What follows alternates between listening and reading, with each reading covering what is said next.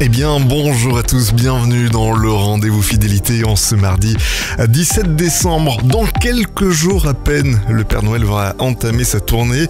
En attendant, c'est une autre tradition qui fait briller les yeux des petits et des grands, les vitrines de Noël. Des tableaux vivants qui, depuis plus d'un siècle, transforment nos rues en théâtre enchanté. Mais alors, derrière la magie se cache aussi tout un art et un véritable enjeu économique. Comment est-ce que cette tradition est-elle née? Que nous racontent ces vitrines sur notre rapport au commerce et à la ville? Nous allons en parler aujourd'hui en compagnie de nos invités. Et pour nous éclairer sur la question, j'ai le plaisir de recevoir Anne-Sophie Aguilar. Bonjour Anne-Sophie. Bonjour. Vous êtes maître de conférence en histoire de l'art contemporain à l'université de Paris-Nanterre, spécialiste dans la culture visuelle. Et puis nous avons aussi Xavier Duriez. Bonjour Xavier. Bonjour. Vous êtes fleuriste à Petit-Marin en Loire-Atlantique et votre vitrine, Xavier, elle a été sélectionnée parmi les finalistes du concours national de la plus belle vitrine de Noël 2024. C'est avec vous qu'on va essayer de démêler un petit peu ces enjeux autour des vitrines de Noël. Le rendez-vous fidélité. Mais tout d'abord, posons un petit peu de contexte historique pour qu'on ait bien les bases. Anne-Sophie, quand et comment est née cette tradition des vitrines de Noël ? Alors, cette tradition des vitrines de Noël, en tout cas pour les grands magasins parisiens qui, de toute façon, sont un peu les locomotives de ce genre de pratique commerciale, ça commence très précisément au Bon Marché en 1909, c'est-à-dire qu'il faut distinguer dans les grands magasins parisiens, en tout cas, les vitrines habituelles, même si elles sont un peu décorées, de ce qu'on appelle les vitrines de Noël, qui sont en général disposées sur une seule façade et qui sont constituées, vous l'avez dit, de scénettes qui sont animées par des automates ou des marionnettes et qui constituent donc un spectacle depuis le début du XXe siècle, sachant que le dispositif de la vitrine existait déjà au XIXe siècle. Est-ce qu'on sait aujourd'hui pourquoi typiquement les grands magasins ont eu un rôle aussi important au démarrage, notamment par exemple le Bon Marché ? Alors, les grands magasins, ils sont très typiques d'une nouvelle forme de société commerciale qui s'installe au XIXe siècle, c'est-à-dire que avant les grands magasins qui apparaissent à partir des années 1850, au moment aussi des grands travaux haussmanniens, c'est-à-dire que c'est ce moment où le baron Haussmann remodèle le visage de Paris pour accueillir les étrangers et puis aussi pour assainir la ville, apparaissent ces grands magasins qui en fait amplifient et reprennent des stratégies qui avaient été développées auparavant par les magasins de nouveautés.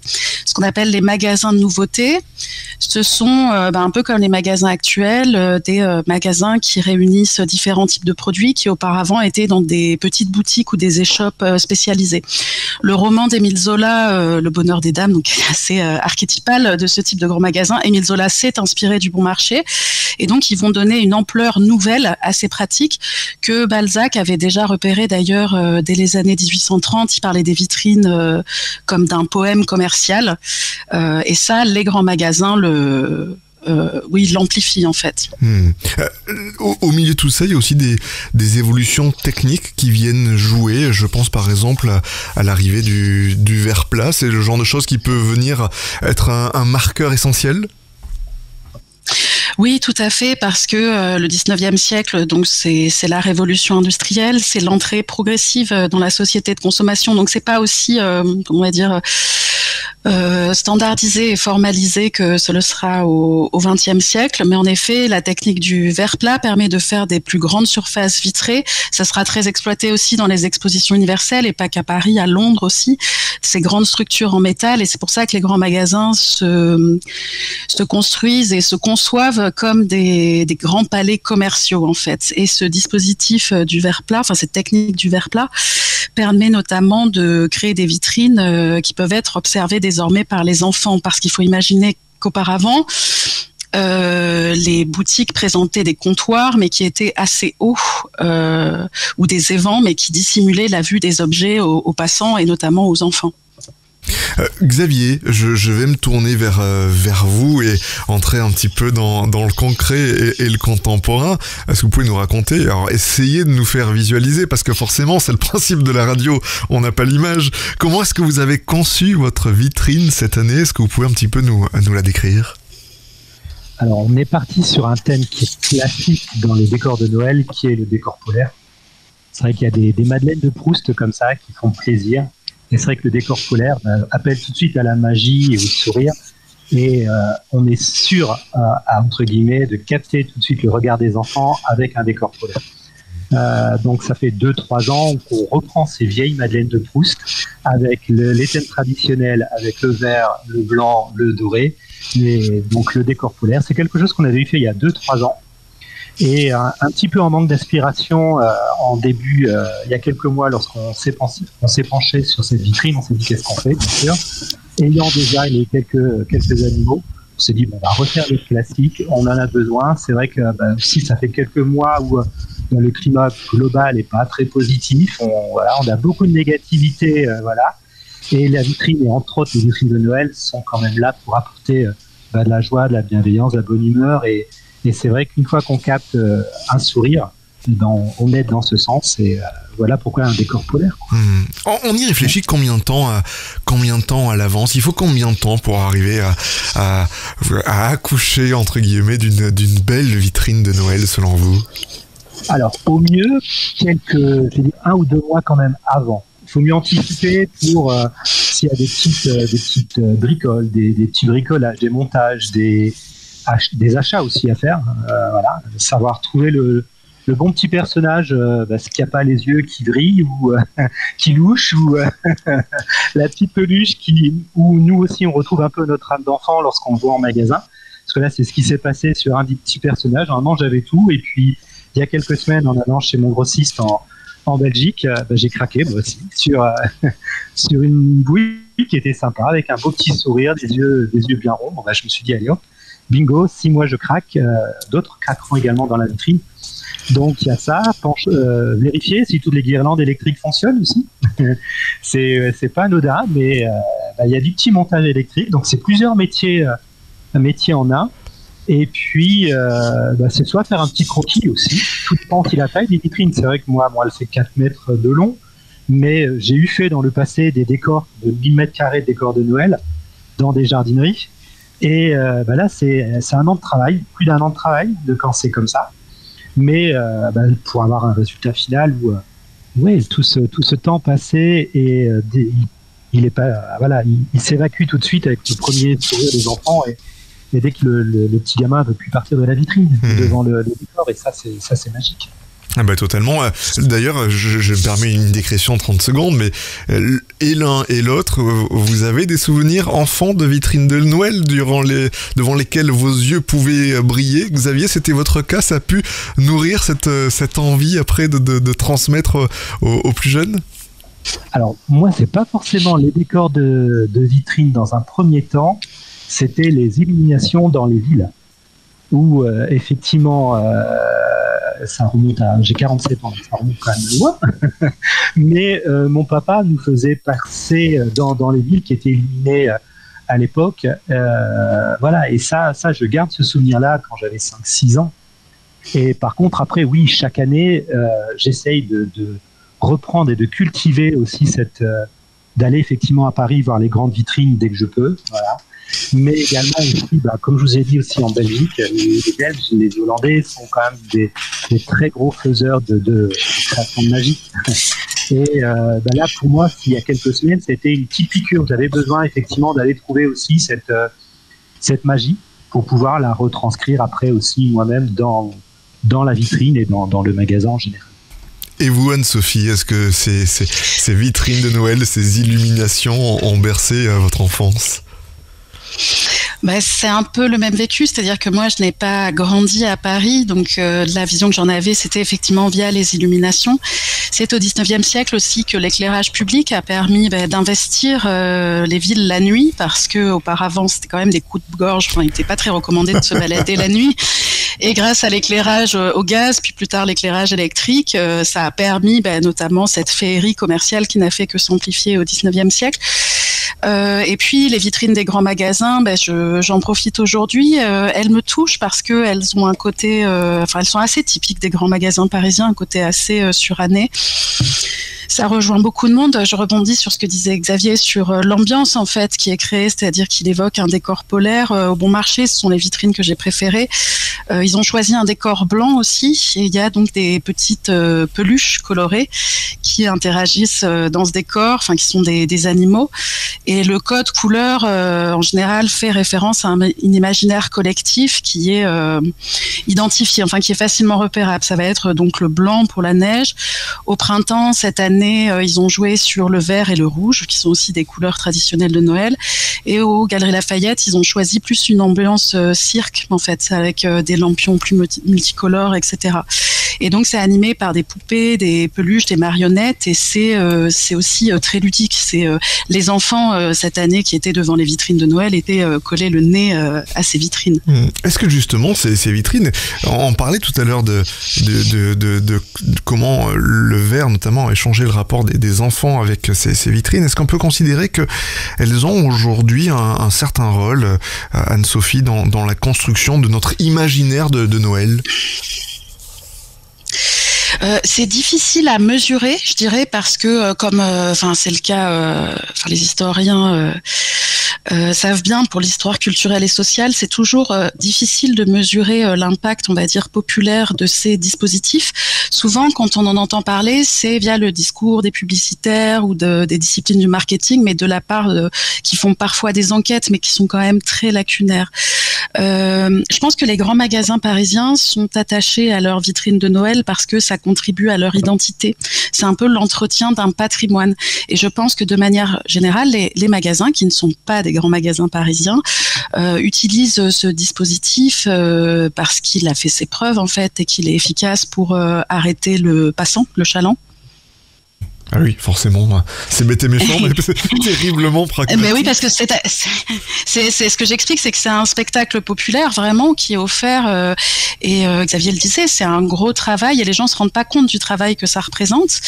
On a assez peu de données, les grands magasins parisiens sont assez discrets, on va dire, et sur leurs archives et sur leurs pratiques.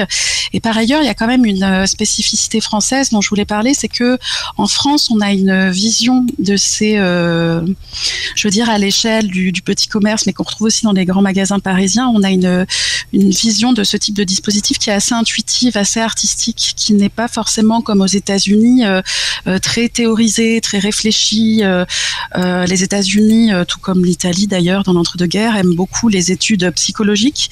En France, longtemps, et ça se voit aussi dans l'industrie publicitaire en général telle qu'elle s'est construite en France au XXe siècle, on défend une vision artistique de la chose. Je vais me tourner vers vous, Xavier. On entend justement que petit commerçant, qu'est-ce qui vous a motivé à participer à ce concours national ? Je rappelle que vous êtes finaliste du concours national de la plus belle vitrine de Noël 2024. Alors, ça s'est fait un peu par hasard. J'ai reçu un message de la Fédération française des fleuristes, qui est un des partenaires qui suit, nous sollicitant justement à mettre notre candidature, à déposer notre candidature. J'étais dans ma journée administrative, donc le lundi, et voilà, je voulais faire ma petite pause quand j'ai eu ce petit message, et je me suis dit, elle venait juste d'être finie, cette vitrine. J'avais pris une photo vraiment comme par hasard, vite fait, et puis je me suis dit, allez, pourquoi pas, ça mange pas de pain, c'est gratuit, et puis j'aime bien les petits challenges aussi, donc c'est ça aussi. C'est motiver aussi et montrer aussi, moi, mon apprenti, parce que voilà, j'ai quand même aussi cette chance-là, que on peut être reconnu aussi dans le métier, dans la profession, avec des petits concours comme ça. Il en existe plusieurs, heureusement, et encore heureusement maintenant, parce que c'est aussi un métier qui se perd de faire des vitrines, avec les petits commerces qui ont de plus en plus de difficultés et une perte aussi de sens dans tout ça. Et même à l'école, moi quand j'échange avec mon apprenti, ils n'apprennent plus à l'école à faire des vitrines.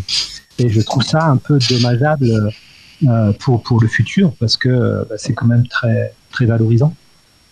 Derrière l'aspect valorisant que forcément on comprend et qui je trouve coule de source, il y a un réel impact sur le commerce. Vos clients vous en parlent ?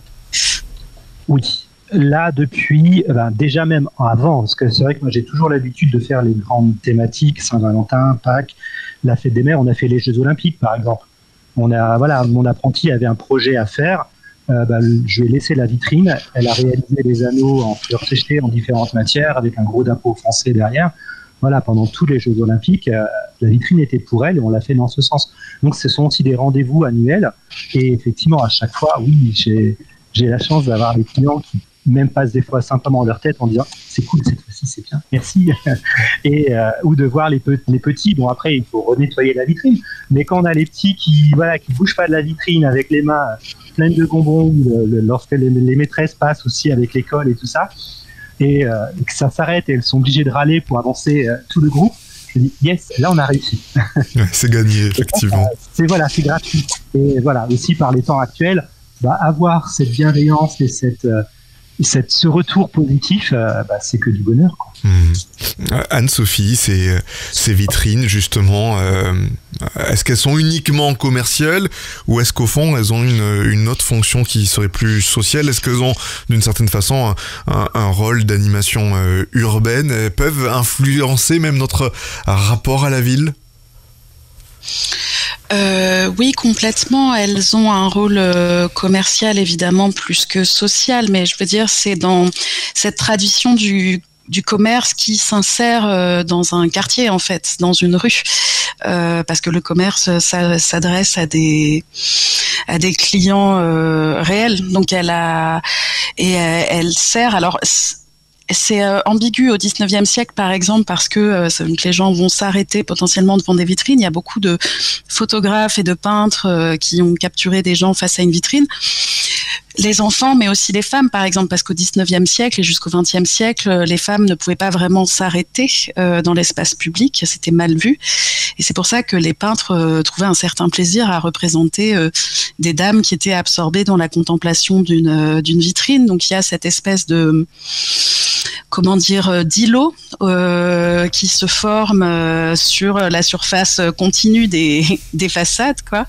Et c'est en ça que, d'autant plus que ce sont des dispositifs, les vitrines qui fonctionnent comme des boîtes enchâssées dans le commerce. Donc c'est pour ça que c'est un dispositif, je pense, qui est et qui reste fascinant pour les passants. Et en ça anime, oui, effectivement, beaucoup l'espace de la rue qui serait bien plus triste sans elle.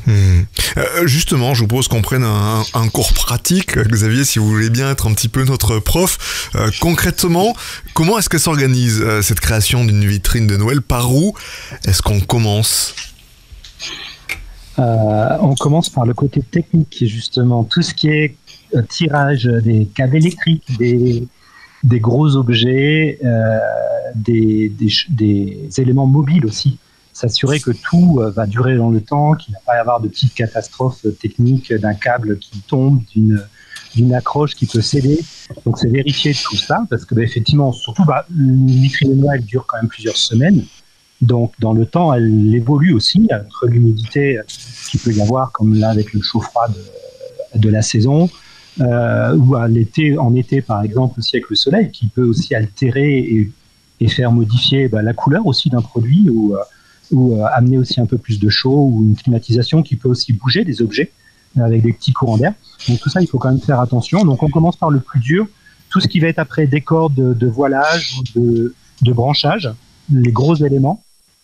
Après on s'assure que tout ce qui est petit éléments décoratifs avec les visuels, lorsqu'on utilise des personnages, que les personnages regardent bien dans un sens différent, ou vers un focus, en se disant tiens, si je veux capter les enfants, il faut qu'effectivement ce soit à telle hauteur. Si je veux capter un regard d'adulte, plutôt le mettre en hauteur, donc prévoir un autre support pour le surélever, prévoir une approche différente. Et c'est aussi tout ça qu'il faut faire attention, et après petit à petit amener la petite finalité, et puis ce que j'appelle les petites poupouilles, les petites neiges, les petites boules, les petites choses qui prennent du temps, les petits nœuds qui sont bien préparés, mais qui font quand même la différence quand c'est bien sur le petit détail, quoi. Un grand merci pour ce regard très pratique sur l'organisation d'une vitrine. Vous écoutez le rendez-vous fidélité. Nous parlons aujourd'hui des vitrines de Noël, ces théâtres urbains qui enchantent nos rues au mois de décembre. Nous avons évoqué leur origine historique, leur importance sociale. Nous sommes toujours avec Anne-Sophie Aguilar et Xavier Duriez. On revient dans quelques instants pour le rendez-vous fidélité. À tout de suite. Le rendez-vous fidélité.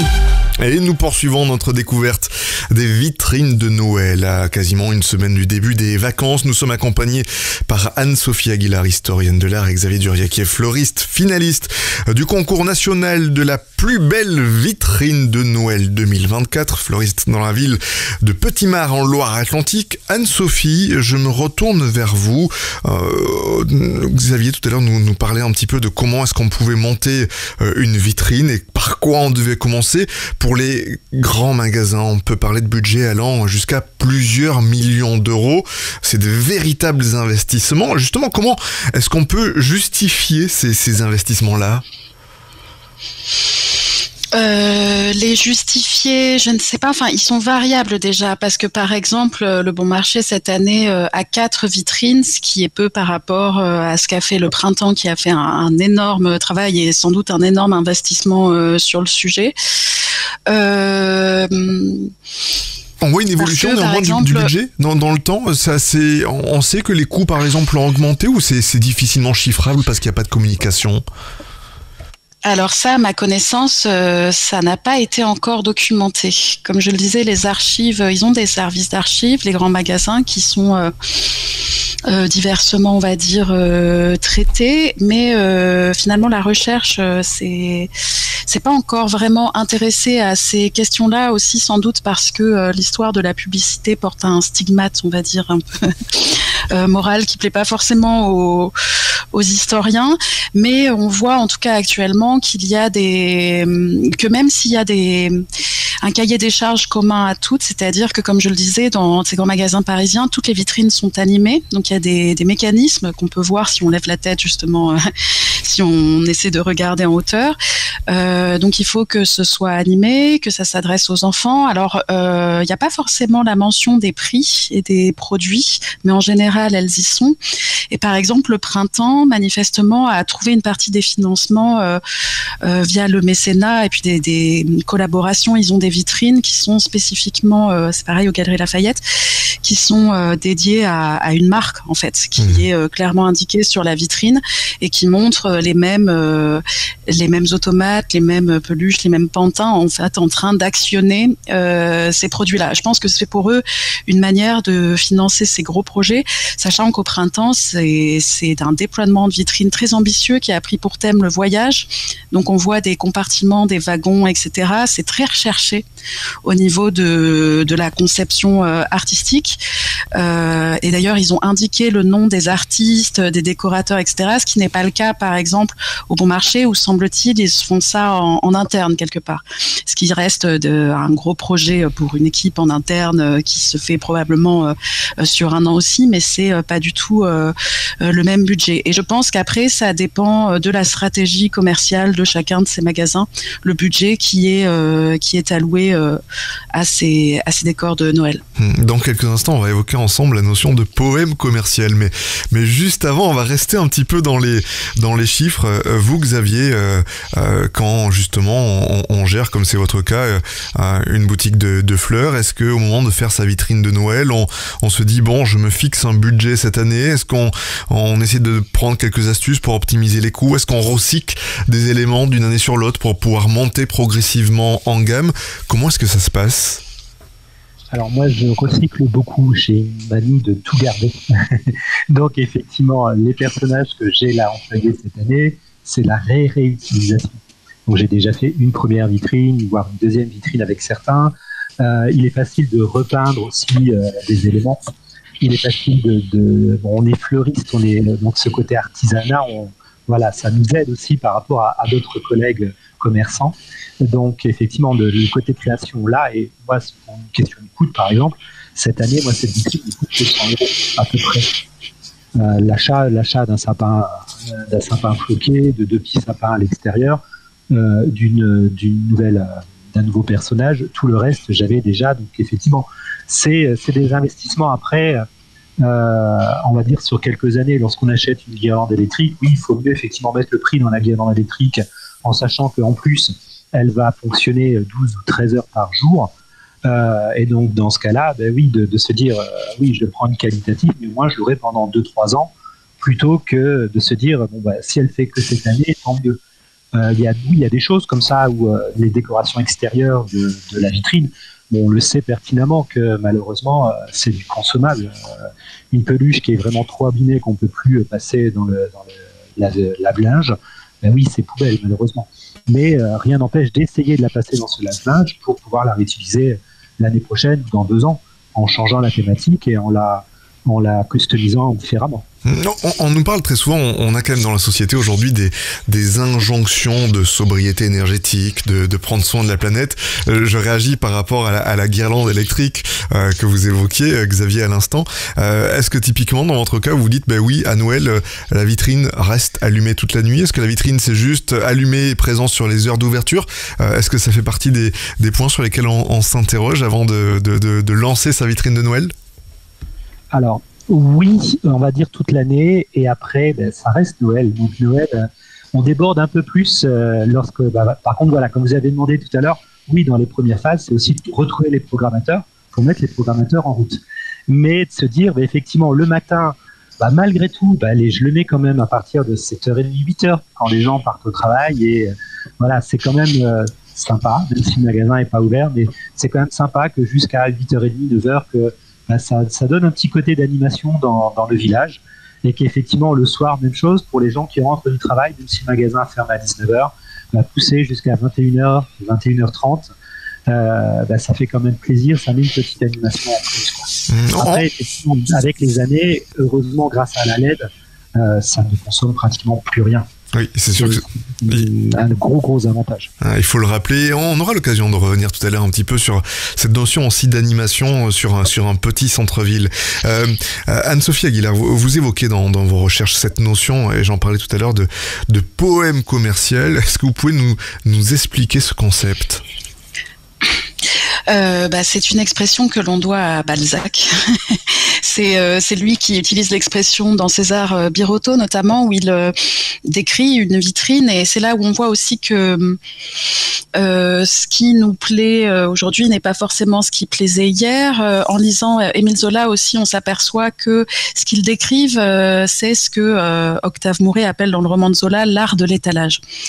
Et Zola le décrit très bien, et tout comme Balzac qui décrit la façon dont il y a une espèce de profusion d'étoffes, de matières qui tombent en cascade, ce genre de choses. Zola parle d'écroulement qui rendent complètement folles en fait les consommatrices qui ont envie de toucher. C'est une séduction qui est à la fois, qui joue sur les sens en fait, qui donne envie de toucher, d'approcher. Je pense que pour les fleurs, alors les fleurs aussi les arrangements de fleurs sont un motif qui ont beaucoup plu aux peintres aussi, parce que c'est pareil, il y a cette dimension sensorielle qui est très forte et qui est très efficace. Et ça, je pense que c'est très différent de ce qui nous plaît aujourd'hui dans une époque plus minimaliste. C'est-à-dire que le 19e siècle aime beaucoup l'accumulation. C'est assez, les intérieurs bourgeois sont très encombrés, il y a beaucoup de bibelots. Quand on regarde aussi les photographies qu'a pu faire Atget du Paris de la fin du 19e siècle, on voit que les vitrines sont très encombrées. Les vitrines plus épurées, ça apparaît vraiment au 20e siècle dans l'entre-deux-guerres, en fait, via la réflexion d'ensembliers, notamment d'artistes décorateurs qui réfléchissent plus à des supports, à une forme d'aération de l'espace qui va avec le mouvement moderne en architecture, c'est-à-dire qu'on va valoriser certains produits en faisant un peu de l'espace, du vide autour.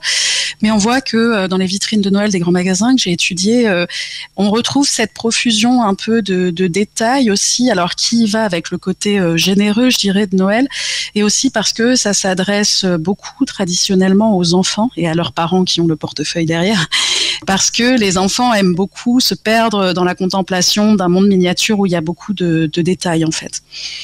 Donc voilà, le poème commercial dont parle Balzac n'a pas exactement, sans doute, n'a pas le même aspect qu'aujourd'hui, mais l'idée reste la même en fait. C'était cette séduction, cette poésie, et Balzac semblait considérer, parce qu'il y a beaucoup d'auteurs au 19e siècle qui considéraient que les vitrines, mais aussi les publicités, les affiches pouvaient éventuellement devenir un art démocratique et populaire qui permettrait de mettre des choses belles dans la rue qui ne seraient pas seulement dans les salons bourgeois ou dans les musées. Ce qui est une idée intéressante et qui a été combattue par d'autres personnes qui, eux, détestaient justement ce genre de dispositif.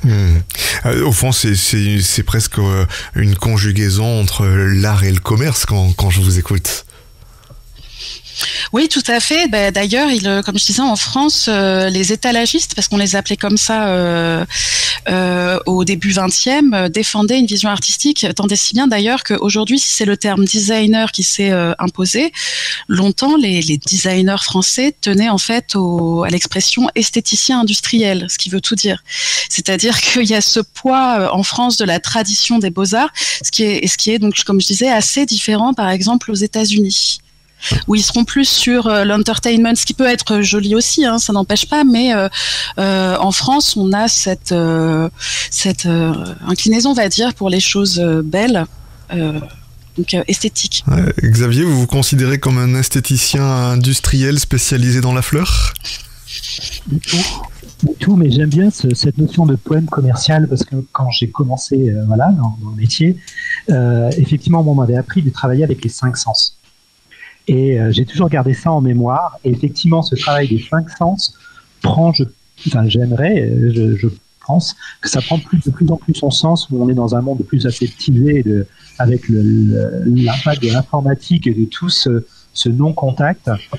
Effectivement, lorsqu'on réussit à faire un impact avec la vue, le toucher, l'ouïe, l'odorat, le goût, avec soit une démonstration de goûter du pain d'épices par exemple ou autre dans une animation, là on touche à l'intrinsèque et on peut faire justement remonter des sensations, des sentiments, et ça c'est bien aussi. Effectivement, il y a le côté mercantile qui est derrière, il faut pas l'oublier, c'est quand même aussi pour ça aussi qu'on se lève le matin, mais oui, ça fait plus. Et oui, comme vous avez dit aussi, c'est vrai que le métier d'étalagiste, c'est un métier qui n'est plus transmis et qui n'est plus appris à l'école. Il n'y a plus d'école à Paris. C'était Paris, les écoles d'étalagistes. Et on apprenait beaucoup sur le terrain. C'est comme ça que j'ai appris beaucoup dans différents métiers. Mais là, à aujourd'hui, tout est fait effectivement via l'IA. Même maintenant, on demande à l'IA, on met tout. Et puis, il n'y a plus cette vie, parce que l'IA n'est pas capable de réfléchir, de créer cette petite histoire, de penser à se dire, tiens, si j'ai mon âme d'enfant, qu'est-ce que ça va donner ? Mais par contre, l'adulte, qu'est-ce qu'il va voir ? Qu'est-ce que je peux interpréter ? Et qu'est-ce que je raconte comme histoire au final ? Et c'est créer cette vie, créer ce petit plus, quoi. Je serais curieux d'avoir dans quelques instants le regard d'Anne-Sophie justement sur ces notions de technologie et ce qu'elles ont apporté ou pas, on verra. Mais juste avant, Xavier, tout à l'heure, vous justement, quand on évoquait la présence des illuminations, y compris d'ailleurs tôt le matin ou en soirée, on parlait de cette notion aussi de dynamisme que ça peut apporter dans une ville. Vous considérez que une vitrine de Noël, c'est un acteur à part entière dans l'animation d'un centre-ville, comme par exemple le vôtre en Loire-Atlantique à Petit-Mars ? Oui, ça aide à mettre de la joie et de la gaieté. Parce qu'effectivement, si on attend la municipalité ou si on attend toutes les institutions, les communautés de communes ou autres pour mettre ce dynamisme, on l'a bien vu l'année dernière dans le centre-ville de Nantes. Un parti pris a été fait je ne vais pas revenir dessus, mais de faire quelque chose de bien atypique. C'était pas du traditionnel. Il y a eu des débats pas possibles. Cette année, il y a eu un mixte des deux. Et on voit ce mélange des deux. À l'opposé, pour remettre et aider un peu plus, des associations de commerçants ont aidé certaines rues commerçantes à mettre un peu plus d'action justement sur ces vitrines. Donc il y a quand même cette attente. Et là, ça aide dans les petits bourgs justement à dynamiser tout ça et accompagner, et à se dire oui, on peut être aussi à la campagne et penser à Noël.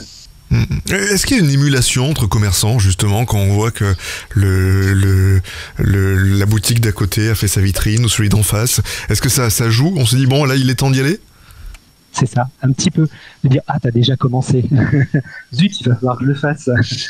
C'est quelques semaines avant, c'est quand que tu fais donc oui, entre nous, comme voilà, on est dans une association qui est quand même assez dynamique, lors des 2-3 réunions, c'est on sait quand tu vas la faire ou c'est qu'est-ce que tu fais cette année pour voir si on va être au même diapason. Mais oui, je pense que je le vois bien, dès qu'on dégaine, parce qu'on est les tout premiers à dégainer généralement, allez, une semaine après, tout le monde le fait et voilà, et c'est même sympa de voir les collègues qui le font et puis qui se disent allez, je suis content de ma vitrine, et puis effectivement ça fait un petit... On a essayé de faire des petits jeux comme ça aussi pour trouver des intrus, par exemple, dans des vitrines de Noël par rapport à nos clients, créer cette dynamique. Voilà, on peut toujours après essayer d'animer aussi avec plein de petites animations pour que nos clients continuent à jouer avec nous dans ce sens, quoi. Anne-Sophie Aguilar, Xavier nous parlait il y a quelques instants justement de cette évolution que l'on connaît tous dans notre société avec le numérique qui s'invite progressivement mais très sûrement dans nos vies. Quand on regarde un petit peu de l'automate à la réalité augmentée, comment est-ce que la technologie a-t-elle transformé cet exercice des vitrines de Noël pour vous? Est-ce que c'est un aspect que vous avez examiné? Alors non, c'est pas un aspect que j'ai examiné parce que moi je travaille essentiellement sur le 19e siècle et sur la première partie du 20e siècle.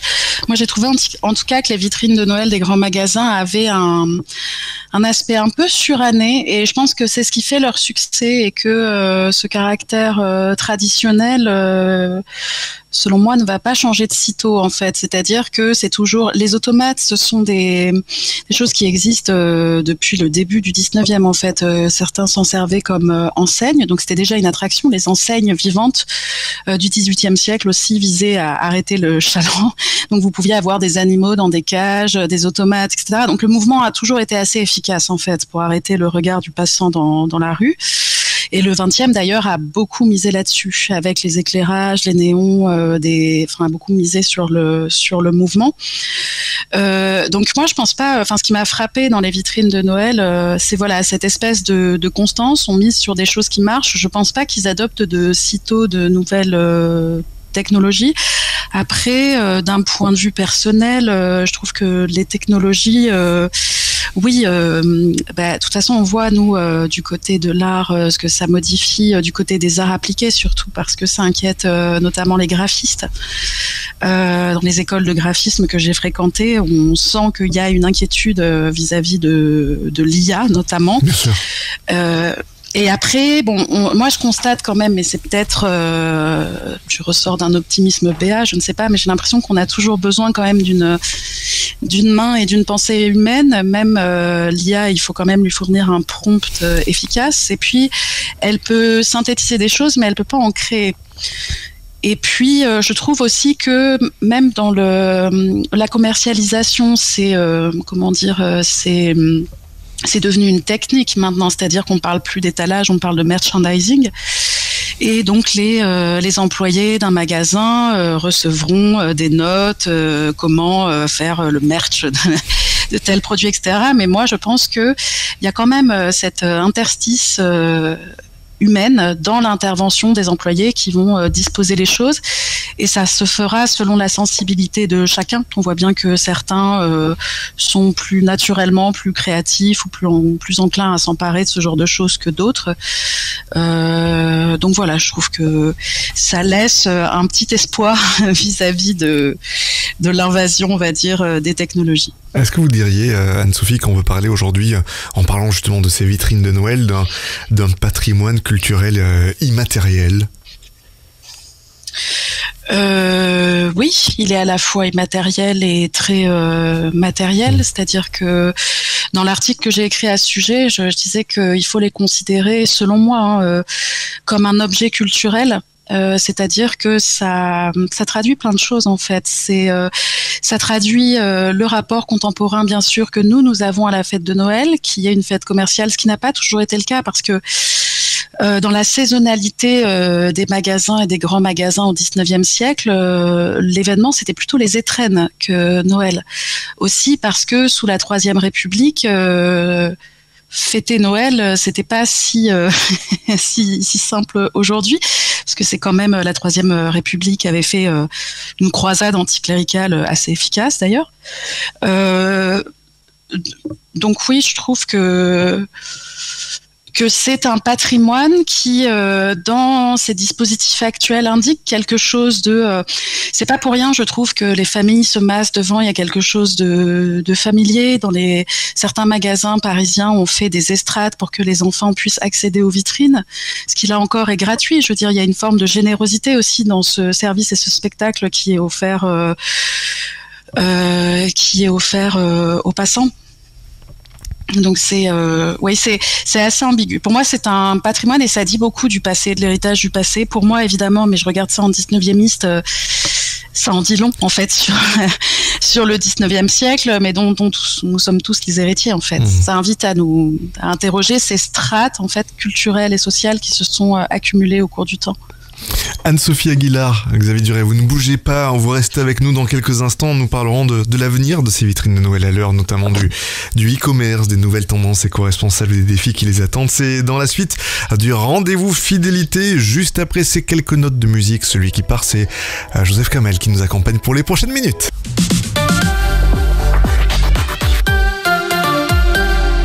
Et vous êtes toujours dans le rendez-vous fidélité sur Radio Fidélité, Radio Grand Ciel. Nous parlons de ces vitrines de Noël, de leur magie et de leurs enjeux avec nos deux invités, Anne-Sophie Aguilar, historienne de l'art, et Xavier Duret, fleuriste à Petit-Mars en Loire-Atlantique. Justement, Xavier, on parlait il y a quelques instants un petit peu de l'évolution de notre société qui se tourne de plus en plus vers le numérique, vers le e-commerce. Alors forcément, vous, en tant que commerçant, vous devez vous adapter, mais je serais curieux de voir un petit peu, est-ce que vous adaptez aussi votre vitrine à ces nouveaux modes de consommation? Il faut peut-être aller plus chercher le client dans la rue que par le passé. C'est important de se tourner vers la rue encore plus qu'hier?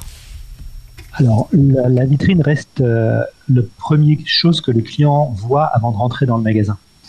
Donc effectivement, une vitrine qui est moche, ça donne pas forcément envie de rentrer déjà dans un magasin. Donc, soit on met des stickers comme de plus en plus les personnes font, soit on met un gros objet, un gros unité, et puis on se dit, bon bah voilà, nickel, ça fera le job. Mais à demain, effectivement, il y a des cabinets de tendance, j'en ai un en tête, le cabinet Chlorosphère, qui aide le végétal justement dans ce sens, qui l'année dernière avait fait justement un concours de vitrine, comment travailler la vitrine de demain avec l'IA. Et on se retrouve avec des grosses fleurs qui débordent de l'intérieur vers l'extérieur, des personnages ou des formes un peu usuettes ou un peu manga, mais ça ne correspond pas forcément à 90% de notre clientèle. C'est beau, c'est esthétique, mais moi je reste sur ma faim. Je reste sur le côté créatif, le côté un peu trop surfait aussi des fois, et de se dire, comme on vient de le dire, est-ce que c'est pas les choses traditionnelles? Est-ce que, surtout par exemple, si on reste sur le thématique Noël, de dire les valeurs classiques des 2-3 thématiques, des petits personnages, les petits Pères Noël, les petits rennes, les animaux à 4 pattes et tout ça, qui font le job beaucoup plus qu'une image créée synthétiquement ou un écran visuel qui va donner 2-3 formes graphiques d'un flocon de neige qu'on va recréer, alors que déjà la nature, il y en a déjà des centaines et des centaines de formes de flocons naturellement qui se créent. Voilà, pourquoi refaire des choses qui se font naturellement, et aussi avec l'expérience, parce que j'étais aussi animateur marketing dans une centrale d'achat, et je faisais le merchandising pour justement cette période de Noël, et on se cassait la tête effectivement avec les fournisseurs à trouver les thématiques, les couleurs tendances de l'année. Et au final, ça a toujours été le traditionnel, la première ligne, la deuxième ligne, le blanc, le bleu, et puis après, effectivement, de temps en temps, du rose, du pastel, mais c'était epsilon, quoi. C'était vraiment à peine 5% des ventes. Et voilà, et donc je pense que oui, pour Noël, ça fait plaisir et ça fait du bien, ce côté réconfortant aussi du traditionnel, de se retrouver, de penser ce que nos grands-parents avaient. Et le sapin rouge et blanc reste le gros classique, mais on voit dans les films de Noël, c'est vrai que c'est aussi une grosse Madeleine de Proust, les films de Noël qui passent à la télé, et c'est même, on en mange beaucoup, mais ça reste des choses traditionnelles, et les Américains, pour ça, savent très bien le faire. Et pour avoir fait un stage aussi au Canada, oui, c'est à puissance 10 chez eux, mais au moins le côté magique est créé. Justement, Anne-Sophie, je vais reprendre et je vais citer pour le coup une citation que vous faites vous-même dans votre article, c'est une mise en abîme. Vous reprenez une phrase d'un historien d'art qui s'appelle Louis Réau, qui parle de plaies de la civilisation moderne. Est-ce qu'on peut se dire que pour certains, nos vitrines sont aujourd'hui, des plaies visuelles qui viennent leur rappeler, c'est là aussi ces injonctions presque de toujours consommer plus? Oui, j'aime beaucoup cette citation de Louis Réau. Alors, pour préciser le contexte, qui est un historien de l'art très connu en histoire de l'art et qui est un peu beaucoup même pionnier dans ce qu'on appelle aujourd'hui l'histoire du patrimoine. Cette citation, elle est tirée d'un de ses ouvrages les plus importants qui s'appelle Histoire du vandalisme. Et ce qui est très intéressant, c'est que dans son introduction, il va donc définir le vandalisme et parler notamment de ce qu'il appelle le vandalisme publicitaire. Alors dans ce texte-là, il parle moins et il parle pas vraiment des vitrines, il parle plus des affiches publicitaires. Mais ce qui lui paraît, on va dire, envahissant, c'est la culture commerciale dès le 19e siècle est jugée assez durement, puisque ça c'est comme je disais tout à l'heure, il y a une forme de jugement sur la consommation notamment, et cette incitation à la consommation, alors qui n'est pas du tout au 19e siècle de l'ampleur que celle qu'on connaîtra au 20e. La société de consommation de masse, c'est vraiment le 20e siècle, et en particulier pour la France, la seconde partie du 20e siècle. Jusque dans les années 50, beaucoup de ménages n'avaient pas encore l'eau courante en France, donc c'était pas encore la consommation à tout crin, telle que le permettra ensuite le plastique, notamment dans les années 60. Bref. Mais Louis Réau, ce qui l'agace beaucoup, ce sont les messages commerciaux et publicitaires qu'il juge vulgaires. D'autant plus que les affiches sont placardées partout dans Paris. Et comme aujourd'hui, un peu, si vous voulez, vous voyez, dès qu'il y a un monument en restauration, on va mettre des images publicitaires. Et ça, il ne supporte pas. Je pense que les vitrines feraient moins l'objet de son courroux parce qu'elles sont quand même moins visibles et que du coup, elles ne sont pas, elles sont inscrites dans l'espace du magasin. Mais si je l'ai cité dans cet article, c'était pour montrer la dimension morale qui est attachée aussi à ces objets, parce que moi, quand je suis allée voir cette année les vitrines des grands magasins, j'en parle dans mon article, aux Galeries Lafayette, la vitrine Baccarat m'a beaucoup marquée parce qu'elle est très spectaculaire. Il y a un lustre Baccarat énorme qui est dans la vitrine avec des objets en cristal, et on voit sur un panonceau sur le côté le prix de ces objets, et il y a notamment, je cite dans l'article, une gamelle pour chien qui coûte 950 €, ce qui paraît quand même complètement indécent en fait, ou c'est peut-être juste parce que j'ai pas le budget, je ne sais pas, mais bref, ça m'a interpellée, et ça pose, en tout cas pour ces grands magasins-là, parce que là on parle vraiment le dispositif est poussé à l'extrême, je dirais, de la moralité de tout ça en fait, qui est, je le rappelle dans l'article, quelque chose qui avait été aussi soulevé par les premiers critiques du mouvement ouvrier anticapitaliste au XIXe siècle,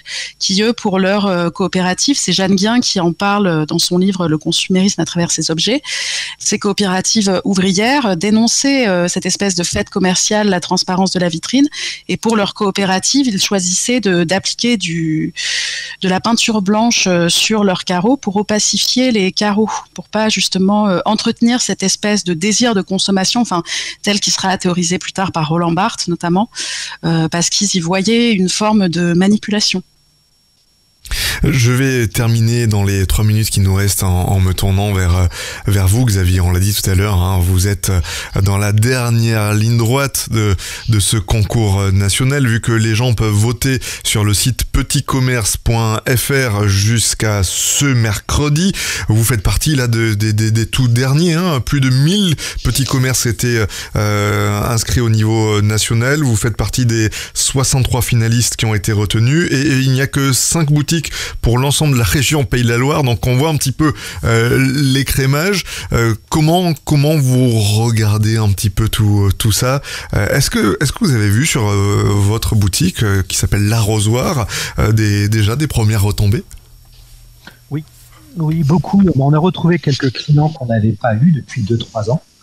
Donc effectivement, c'est aussi une forme de publicité gratuite. Donc c'est toujours bon à prendre. Mais c'est surtout ce côté positif en disant c'est bien, vous faites parler du village. C'est bien, pour une fois, il n'y a pas que Nantes, il n'y a pas que les grosses villes. Et puis, de toute façon, c'est mérité parce que tu fais toujours de belles vitrines. Donc, ce sont ces petits retours-là, ça, dit avec une sourire, dit avec une bienveillance, ça fait du bien au cœur, quoi. Et même s'il n'y a pas ce côté mercantile, et c'est pas grave, mais moi, je reste le côté bienveillant et le côté positif des choses et de se dire, moi, ça, c'est pris, c'est fait. Et puis, comme je disais tout à l'heure, c'est vrai que par rapport à tout ce négatif qu'on grève, qui est géré là actuellement, d'aller chercher des petits trucs positifs comme ça, et ça fait du bien. Et puis, ça se dit, allez, on y va. Et puis, on est franco et on continue, quoi, et on avance. Merci beaucoup. Allez, le dernier mot, dans la minute 30 qui nous reste pour l'un et pour l'autre, comment est-ce que vous voyez votre vitrine idéale allez, on va pas se projeter très loin, mais ne serait-ce que dans 10 ans, Anne-Sophie Aguilar, à quoi est-ce qu'elle ressemblerait pour vous, votre vitrine de Noël idéale? C'est une bonne question et c'est pas pour éluder la question, mais moi je m'aperçois que ce que j'aime beaucoup, c'est quand je vais voir ces vitrines, j'hésite pas à m'interroger sur ce que j'en pense, etc. J'aime beaucoup être surprise. Pour moi, donc ma vitrine idéale, ce serait une vitrine qui me surprendrait, pas forcément parce qu'elle est originale, mais parce qu'elle est belle ou que je m'y attendais pas. L'effet de surprise me plaît beaucoup. Et pour vous, Xavier? Moi, je resterai aussi traditionnel avec du sapin. Il y a une grosse guerre qui est là de dire contre le sapin, il faut arrêter de produire le sapin. Mais oui, le sapin reste quand même l'emblème de Noël et des fêtes de fin d'année. Ils sont faits en France, ils ne polluent pas et tout, malgré les gros discours. Mais ça reste quand même, mettre un beau sapin dans une vitrine, ça reste déjà imposant.